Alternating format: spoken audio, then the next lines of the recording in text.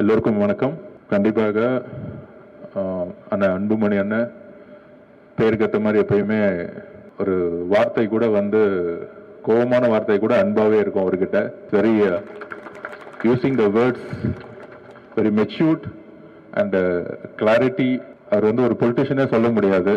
எப்பயுமே பேசினா வந்து வாட்டர் இரிகேஷன் பத்தி பேசுவாரு, டெவலப்மெண்ட் பத்தி பேசுவாரு.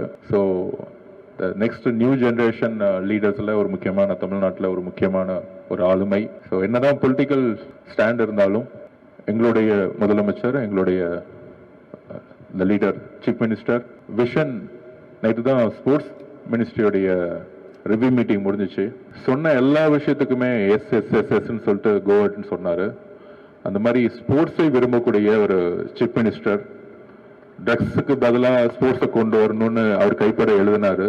ட்ரக்ஸை விட்டு ஸ்போர்ட்ஸை எதுன்னு எழுதினாரு. 3 கிலோமீட்டர் ரன் பண்ணாரு ஸ்போர்ட்ஸ் பீப்புளோட. அதே மாதிரி நம்மளுடைய முன்னாள் ஒன்றிய கேபினட் மினிஸ்டர், அவரும் அப்பையிலேருந்தே ஸ்போர்ட்ஸில் இருக்காரு. இன்னைக்கு இல்லை, கிட்டத்தட்ட நான் தமிழ்நாடு ஒலிம்பிக் அசோசியேஷன் செக்ரட்டரியாக இருக்கும்போது ஒரு 10 வருஷமா அண்ணா வந்து இங்கே எலெக்ஷனில் நின்று அசோசியேஷன் இருக்கக்கூடிய ப்ராப்ளம், டிரான்ஸ்பரன்சி, ரெக்கமெண்டேஷன்லாம் கிளீனப் பண்ணி இன்னைக்கு இங்கே நேஷனல் வரைக்கும் பிளேயர்ஸ் வந்து ட்ராவல் பண்ணுறாங்கன்னா அஃப்கோர்ஸ் ஒரு குட் லீடர்ஸால் இருந்தால் மட்டும்தான் அந்தந்த அசோசியேஷன் வந்து ஒரு சஸ்டைன் பண்ண முடியும். So as a player daily evening வந்து என்னதான் பொலிட்டிக்கல் ஒர்க் இருந்தாலும் டெய்லி பேட்மிண்டன் விளையாடக்கூடிய ஒரு பிளேயராக இன்னைக்கும் அன்புமணி சார் இருக்கிறார், இன்னைக்கும் அண்ணன். ஸோ அரசியலுக்கு அப்பாற்பட்டு எல்லாருமே ஸ்போர்ட்ஸ்ல ஜாயின் பண்ணுங்கிறது நம்மளுடைய குறிக்கோள். எங்களுடைய சிஎம்மும் சரி, பொலிட்டிக்கல்லாம் வந்து நெக்ஸ்ட் டெவலப்மெண்ட். அதில் யூத் 55% பாப்புலேஷன் இருக்கக்கூடிய தமிழ்நாட்டில் ஸ்போர்ட்ஸுங்கிறது ஃப்ரண்ட்ல கொண்டு வந்து நிப்பாட்ட வேண்டிய பொறுப்பு எல்லாருக்கும் இருக்கு. சார் சொன்ன மாதிரி அந்த அளவுக்கு ஸ்போர்ட்ஸை வந்து டெய்லியும் நேசிக்கக்கூடியவர் அன்புமணி அண்ணன். லாஸ்ட் 10 வருஷமா அவருடைய டிராவல் நிறைய விதத்தில் ஸ்போர்ட்ஸில் பண்ணியிருக்கோம். 1994க்கு அப்புறம் தமிழ்நாட்டில் இன்ஃப்ராஸ்ட்ரக்சர்ஸே கிடையாது. மேடம் ஜெயலலிதா மேடம் வந்து அப்போ வந்து சாஃபா நடத்தினாங்க. ஸோ அப்போ தான் இந்த நேரு ஸ்டேடியம் உருவாக்கப்பட்டது, வேளச்சேரி உருவாக்கப்பட்டது, டென்னிஸ் கோர்ட் உருவாக்கப்பட்டது. ஆனால் 30 இயர்ஸாக வந்து பக்கத்தில் இருக்க கர்நாடகா, பஞ்சாப், லூதியானா, ஹரியானாலாம், குஜராத் பார்த்தீங்கன்னா இன்டர்நேஷ்னல் ஸ்டேடியம்லாம் பார்த்தீங்கன்னா அடுத்த லெவலில் அப்கிரேட் பண்ணிட்டாங்க. ஸோ நம்ம இன்னும் இந்த ஒரே ஒரு ஸ்டேடியம், அதுவும் அப்கிரேட் பண்ண முடியாத ஒரு ஸ்டேடியம், இன்டர்நேஷ்னல் ஸ்டேடியம் இல்லை இங்கே. ஒரு நேஷனல் கேம்ஸ் நடத்தினா கூட நம்மகிட்ட இன்ஃப்ராஸ்ட்ரக்சர்ஸ் கிடையாது. இதை நேற்று ரிவ்யூ மீட்டிங்கில் சேம்கிட்ட சொல்லும் பொழுது கேபிட்டல் எக்ஸ்பென்சஸ்னா நீங்கள் கணக்கே பார்க்காதீங்க, இம்மிடியட்டாக அதுக்கான ஒர்க்கை ஸ்டார்ட் பண்ணுங்கன்னு நேற்று அந்த அளவுக்கு சிஎம் அவர்கள் அப்ரூவ் கொடுத்தாங்க. கூடிய விரைவில் பட்ஜெட்டில் கண்டிப்பாக மாண்பு முதலமைச்சரும் சரி, ஸ்போர்ட்ஸ் மினிஸ்ட்ரியோட அனௌன்ஸ்மெண்ட்லையும் சரி, அனௌன்ஸ்மெண்ட்டாக இருக்காது. வித்தின் 3 இயர்ஸில் ஒரு இன்டர்நேஷ்னல் கேபிட்டல் ஸ்போர்ட்ஸ் ஹப்பா தமிழ்நாட்டு மாறுங்கிறதை அண்ணங்கிட்ட நான் வந்து உறுதிமொழி கொடுக்குறோம். அதனால தான் ஸ்போர்ட்ஸ் மினிஸ்ட்ரி வந்து நாங்கள் நேரு ஸ்டேடியம் மாற்றிட்டோம். 6 மணிக்கு நான் வந்துடுறேன், 7 மணிக்கு எல்லா அஃபிஷியல்ஸும் வந்துடுறாங்க. So everyday morning 7 to 10 sports மினிஸ்ட்ரியோட ஒர்க் இங்கே நடக்கும். அதுக்கப்புறம் தான் நான் செக்ரட்டரியேட் போகிறேன். ஸோ அந்த மாதிரி இன்ஃப்ராஸ்ட்ரக்சர் இல்லாமல் நம்ம அடுத்த கட்டத்துக்கு போக முடியாது. அண்ணா சொன்ன மாதிரி அகாடமிஸ், செர்பியா போனீங்கன்னா 3000 அகாடமிஸ் இருக்கும். அமெரிக்கா போனீங்கன்னா ஒவ்வொரு ஸ்டேட்லையும் ஒவ்வொரு கேமுக்குன்னு அகாடமிஸ் இருக்கும். ஏன் கர்நாடகாவில், பெங்களூரில் ஸ்விம்மிங்னு ஒரு அகாடமி, அவங்களுக்கு வந்து கிரவுண்ட் கொடுத்துருக்காங்க, அவங்களுக்கு வந்து அசோசியேஷன் ஆஃபீஸ் இருக்கு. ஸோ இங்கே அந்த மாதிரி எதுவுமே கிடையாது. ஸோ இந்த நேரு ஸ்டேடியத்திலேயே இங்கேயே வந்து ஒரு பெரிய ஒலிம்பிக் பவன் கட்டி அசோசியேஷனுக்கு ஒரு ஆஃபீஸ், அவங்களுக்கான ஒவ்வொரு அசோசியேஷனுக்கும் கிரவுண்டு கட்டி கொடுத்து, அவங்களுக்கான ஆஃபீஸ் கட்டி கொடுத்து, அவங்களுக்கான அகாடமிஸை உருவாக்க வேண்டிய கடமையும் பொறுப்பும் விஷனும் தமிழ்நாடு ஸ்போர்ட்ஸ் டிபார்ட்மெண்ட்டுக்கு எங்களுக்கு இருக்கு. ஏன்னா தமிழ்நாடு ஒலிம்பிக் அசோசியேஷன்ல நான் ஜெனரல் செக்ரட்டரியா இருக்கும்போது இதே கோரிக்கைகளை முன்னாள் இருக்கக்கூடிய டிபார்ட்மெண்ட்ல கொடுத்துருக்கோம். அதே மெம்பர் செக்ரட்டரி தான் இப்பயும் இருக்கிறாரு. ஸோ அதனால அந்த கோரிக்கைகள்லாம், அந்த ஃபைல்லாம் திருப்பி எடுத்து நானும் ஐசிடி சார்லாம் போய் லெட்டராக கொடுப்போம் லாஸ்ட் 5 வருஷத்துக்கு முன்னாடிலாம். ஸோ இப்போ அந்த இடத்துல நமக்கான பொறுப்பு வந்து மக்கள் கொடுக்கும் பொழுது ஸ்பீடப் பண்ண வேண்டிய பொறுப்பு இருக்கு ஆக்சுவலா. ஸோ அப்படி ஒரு இன்டர்நேஷ்னல் ஸ்டாண்டர்ட் லெவலில் ஒரு ஒலிம்பிக் சிட்டி சார் சொல்கிற மாதிரி எங்கே வறுமை அதிகமாக இருக்கோ தருமபுரி, திருநெல்வேலி, தூத்துக்குடி, நாகப்பட்டினம் இந்த மாதிரி இடத்துலலாம் ஒலிம்பிக் அகாடமிஸை வந்து உருவாக்குறதுக்கான நேற்று பெரிய டிஸ்கஷன் நடந்துச்சு. அந்த ஒலிம்பிக் உடைய அகாடமிஸ் பார்த்தீங்கன்னா 38 கேம்ஸோடைய இன்டர்நேஷனல் ஸ்டாண்டர்ட்ல உள்ள கிரவுண்ட் இருக்கும். ஃபாரின் கோச்சஸ் அப்பாயின்மெண்ட் பண்ண போறோம். அதுல பெஸ்ட் தமிழ்நாடு கோச்சஸை ட்ரைனிங்க்கு ஃபாரின் கோச்சஸ் கிட்ட ட்ரைனிங் எடுக்கிறதுக்கு அப்பாயின்ட் பண்றதுக்கான ஒர்க் நடந்துட்டு இருக்கு.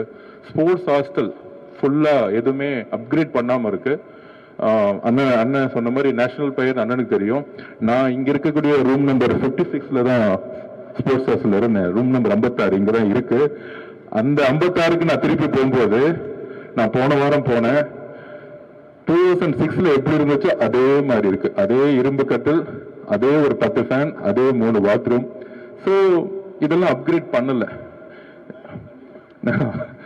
இதே நான் குஜராத்துக்கு இப்ப லேட்டஸ்டா போய் பார்த்தேன். நான் அங்க இருக்க ஒரு லேட்டஸ்ட் ஸ்டேடியத்துல sports hostel of national sports hostel of excellence board வச்சு ஒரு 3 ஸ்டார் கேட்டகரிக்கு ஒவ்வொரு ஸ்போர்ட்ஸ் மேனுக்கும் ஒரு ரூம் கொடுத்து அங்க லைப்ரரி வச்சு ஒரு ஏசி அகாமடேஷன் கொடுத்து ஒரு பிளேயருக்கான ரெஸ்பெக்ட் அங்க கொடுக்குறாங்க. டெல்லியில கொடுக்குறாங்க, பஞ்சாப்ல கொடுக்குறாங்க, ஹரியானால கொடுக்குறாங்க.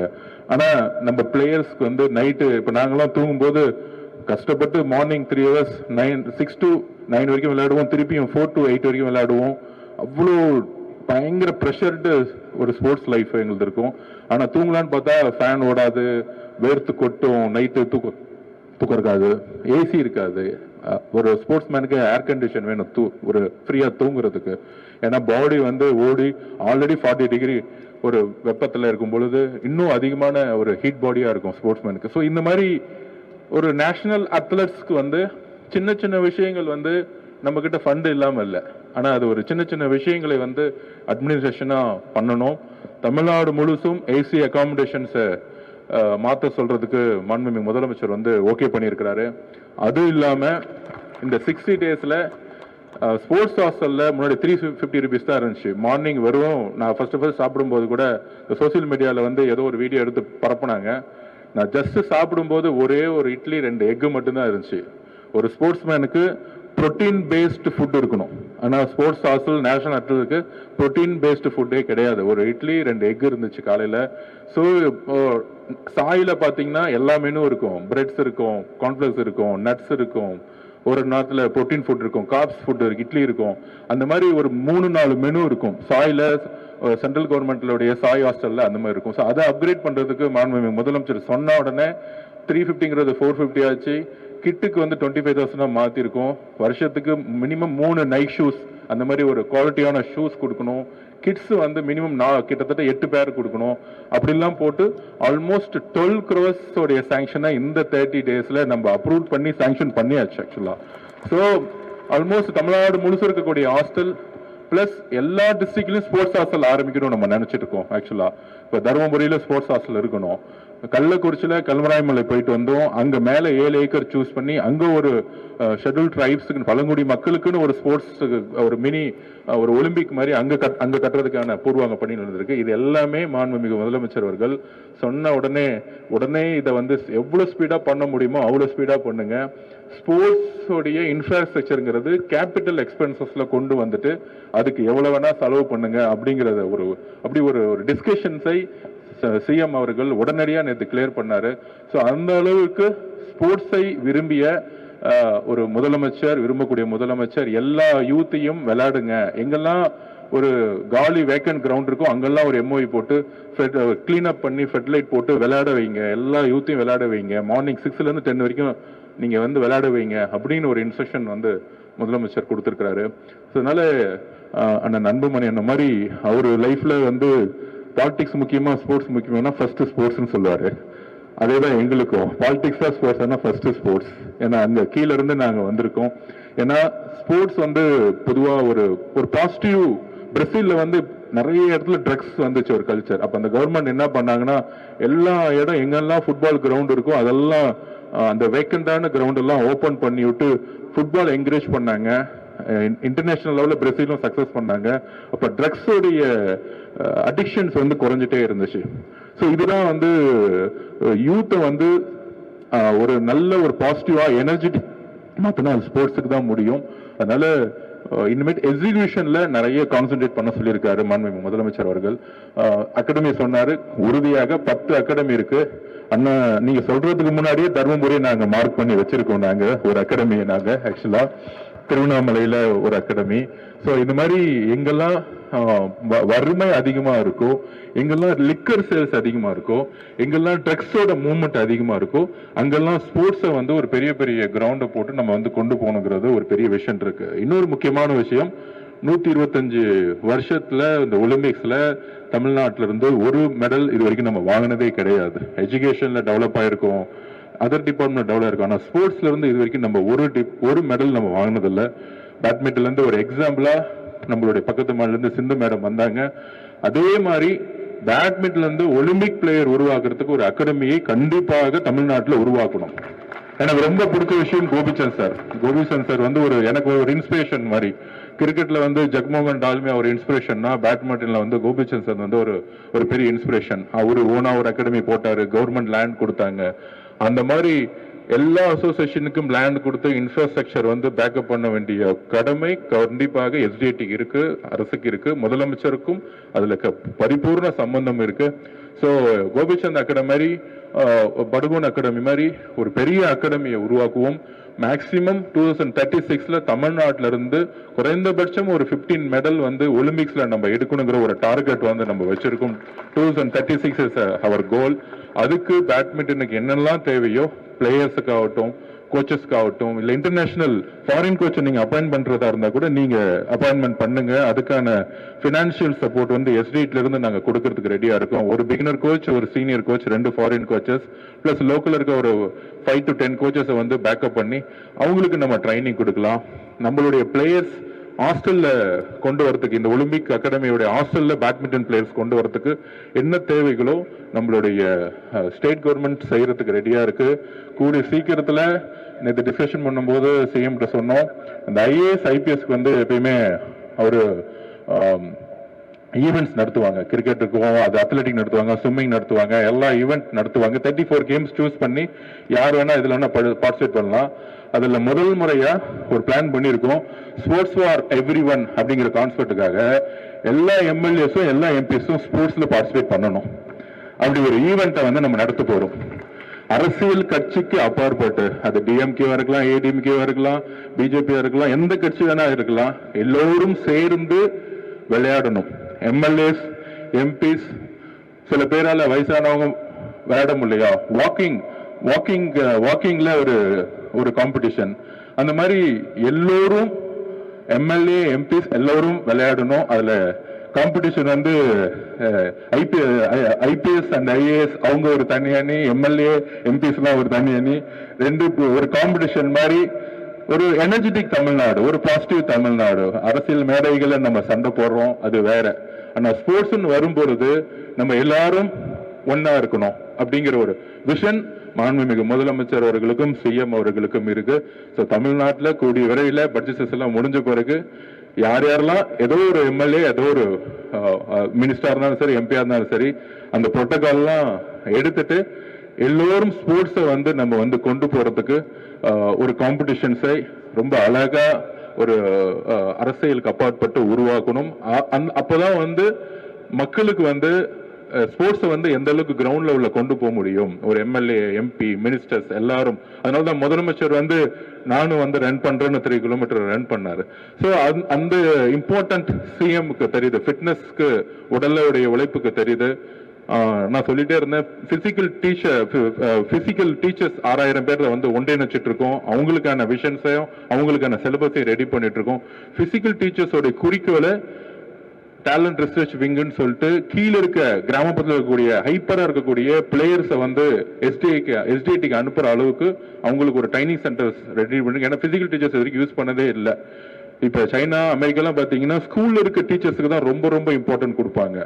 இங்க இந்தியன் கோச்சஸ் கொடுக்குற இம்பார்ட்டன்ஸ் ஸ்கூல்ல இருக்க டீச்சர்ஸ்க்கு கொடுக்கறது இல்ல. மேக்ஸ் சயின்ஸ் டீச்சர் கொடுக்குற இம்பார்ட்டன்ட் பிசிக்கல் டீச்சர் கொடுத்தது இல்ல. பஸ் ஸ்டாண்டை பாக்குறதுக்கும் முடிவெட்டுறதை பாக்குறதுக்கும் டிசிப்ளின் டீச்சரா மாத்திருக்காங்க. பட் பிசிக்கல் டீச்சர் நினைச்சா கிராமப்புறத்துல இருந்து பெஸ்ட். இப்போ ஃபார் எக்ஸாம்பிள் பாஸ்கெட்பால் பிளேயர்னா ஒரு 10 வயசுல எல்லாம் பாத்தீங்கன்னா சில பேர் வந்து 6 ஃபீட்லயே வந்திருக்காங்க. ஸோ ஆனா நமக்கு தெரியாது, அங்க நம்ம ஐடென்டிஃபை பண்றது ரொம்ப கஷ்டமா இருக்கும். பஞ்சாப்லாம் ஐடென்டிஃபை பண்ணி கொண்டு வந்துடுறாங்க. ஸோ இந்த 6000 பிசிக்கல் டீச்சர்ஸுக்கு ஒரு பெரிய மீட்டிங் பண்ணி மாண்பு முதலமைச்சர் அவர்கள் கூடிய விரைவில் ஒரு பெரிய ஒரு விஷனரி டாக்குமெண்ட்டை கண்டிப்பா கொடுப்பாரு. அப்படி கீழிருந்து வரக்கூடிய பிளேயர்ஸ், குறிப்பாக கிராமப்புறத்தில் வரக்கூடிய விவசாயிகள், மீனவ குடும்பத்தில் வரக்கூடிய பிளேயருக்கு உறுதியா பயங்கர ஸ்ட்ராங்கா இருக்கிறாங்க. இப்ப தூத்துக்குடியிலிருந்து கொண்டு வந்தா பெஸ்ட் ஸ்விம்மர் கிடைக்கும். தஞ்சாவூர் பக்கத்துல இருந்து இங்க இருந்து நம்ம ராயபுரத்துல இருந்து நார்த் மெட்ராஸ்ல பாத்தீங்கன்னா பெஸ்ட் பாக்ஸர் கிடைக்கிறாங்க. ஒரு சமூகத்தினுடைய கோலமா இருக்கக்கூடிய ஒரு இளைஞரை வந்து நம்ம ஸ்போர்ட்ஸ் திருப்பும் பொழுது இன்னும் வந்து நம்மளால அது மெடலா மாற்ற முடியும். ஸோ அது அந்த நெகட்டிவ் எனர்ஜியை பாசிட்டிவா மாத்துறது வந்து ஸ்போர்ட்ஸ். அதனால academies, international standard level Olympic cities, இது எல்லாமே ரிவ்யூ பண்ணிட்டு இருக்கோம். அதே மாதிரி ஒவ்வொரு அசோசியேஷனுக்கான ஒரு அகாடமிஸ், அவங்களுக்கான ஆஃபீஸ், அவங்களுக்கான தங்கும் இடம், அவங்க பிராக்டிஸ் பண்றதுக்கான இடம். இங்கிருந்து பிளேயர்ஸ் எல்லாம் வந்து ட்ரெயின்ல போகும்போது கஷ்டப்படுறாங்க. இப்ப மாண்பு முதலமைச்சர் சொன்னார், அவங்களாம் நம்ம வந்து ஃபிளைட்ல வந்து அனுப்பிச்சு விடணும் அப்படின்னு சொல்லியிருக்காரு. எல்லா பிளேயர்ஸ், இட்ஸ் நாட் ஒரு பிளேயர் கிடையாது, தமிழ்நாட்டில் இருக்கக்கூடிய எல்லா பிளேயர்ஸும் யாரு தமிழ்நாடு டிஷர்ட் போடுறாங்களோ அவங்கள பத்திரமா நம்ம வந்து கூட்டிட்டு வரணுங்கிறது செய்யமுடைய எல்லாத்துடைய தாட்டும் ஒரே மாதிரி இருக்கு. அதனால சின்ன சின்ன விஷயங்களை நம்ம உருவாக்குவோம். இன்டர்நேஷனல் ஸ்டாண்டர்ட் லெவல்ல இன்ஃப்ராஸ்ட்ரக்சரை உருவாக்கக்கூடிய இடத்துல இருக்கும். நமக்கு ஒரு இன்டர்நேஷனல் ஸ்டாண்டர்ட் லெவல் இன்ஃப்ராஸ்ட்ரக்சர் தமிழ்நாட்டில் கிடையாது, இந்தியா முழுக்க உருவாயிருச்சு. மேகாலயில நேஷனல் கேம்ஸ் நடக்குது, ஆனா இது வரைக்கும் நம்ம நேஷனல் கேம்ஸ் நடத்துனதே கிடையாது. நேஷனல் கேம்ஸ்ல நம்ம 6வது 7வது இடத்துல இருக்கிறோம். ஸோ அப்ப இதெல்லாம் சரி செய்யக்கூடிய இடத்துல உறுதியாக ஒரு விஷனோட மாண்பு முதலமைச்சருடைய ஒரு விஷன்ல ஃபுல்லா நாங்க எல்லாரும் ஒர்க் பண்ணிட்டு இருக்கோம். கீழே ஸ்போர்ட்ஸ் ஹாஸ்டல்ல இருந்து வந்ததுனால, அதுவும் அசோசியேஷனுடைய அட்மினிஸ்ட்ரேஷன் வந்து வந்ததுனால ஒவ்வொரு விஷயமும் எங்களுக்கு கீழே கிரவுண்ட்ல இருந்து புரிஞ்சுட்டு வந்திருக்கும். அதனால எல்லோரும் ஒன்றிணைவோம். பாலிடிக்ஸ்க்கு அப்பாற்பட்டு ஒரு நல்ல ஒரு யூத்ஸ் சொசைட்டியை உருவாக்குறதுக்கும், ஒரு எனர்ஜெட்டிக் சொசைட்டியை உருவாக்குறதுக்கும், ஒலிம்பிக்ல மெடல்ஸை உருவாக்குவதற்கும் கூடிய விரைவில் அதுக்கான ஒரு விஷனோட நம்ம பயணிப்போம். உறுதியாக பேட்மிண்டன் அசோசியேஷனுக்கு என்னெல்லாம் வேணுமோ, நான் சொன்ன மாதிரி ஃபாரின் கோச்சஸ், அதுக்கான இடம் இப்போ வந்து ரெடி பண்ணிட்டு இருக்கோம். எல்லா அசோசியேஷனுக்கும் ஒரே இடத்துல அகாடமிஸையும் அகாமடேஷன் சென்டரையும் ட்ரைனிங் சென்டர்ஸையும் அதுக்கான இடத்தெல்லாம் இப்போ வந்து பிளான் பண்ணிட்டு இருக்கோம். ஸோ கூடிய விரைவில் அதுக்கான அனௌன்ஸ்மெண்ட் வருங்கிறத சொல்லி வாய்ப்பு கொடுத்த அனைவருக்கும் சாருக்கும் ரொம்ப ரொம்ப நன்றிங்கிற தெரிவிச்சுக்கிறோம். தேங்க்யூ.